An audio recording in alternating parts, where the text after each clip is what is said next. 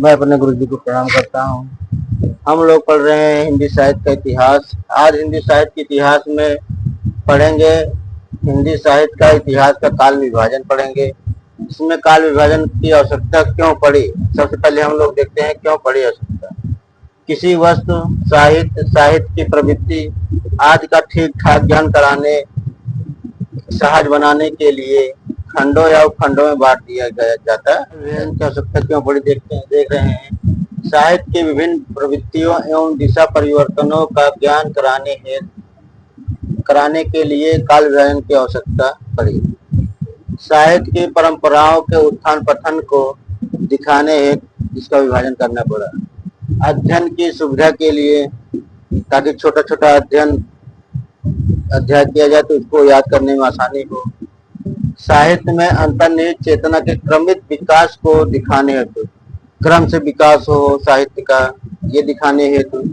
युग चेतना को दिखाने हेतु, इस युग में कैसे क्रमबद्ध आगे बढ़ते जा रहा है साहित्य, ये दिखाने के लिए। मिश्र बंधुओं द्वारा काल विभाजन में देखते हैं। सबसे पहले हम लोग मिश्र बंधुओं को देखते हैं।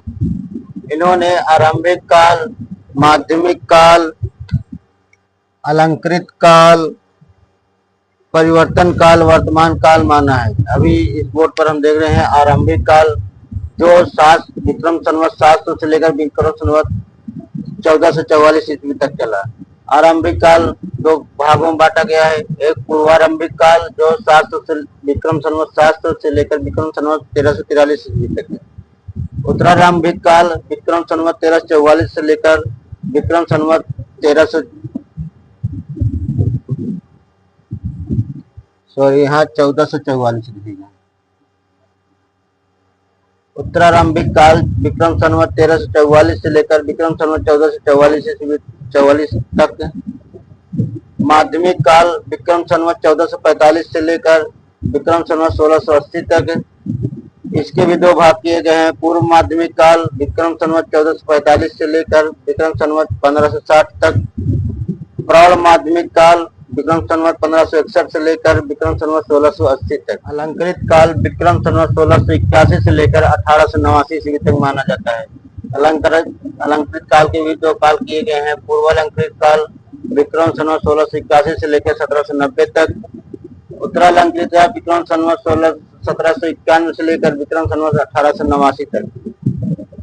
परिवर्तन काल विक्रम संवत 1891 से लेकर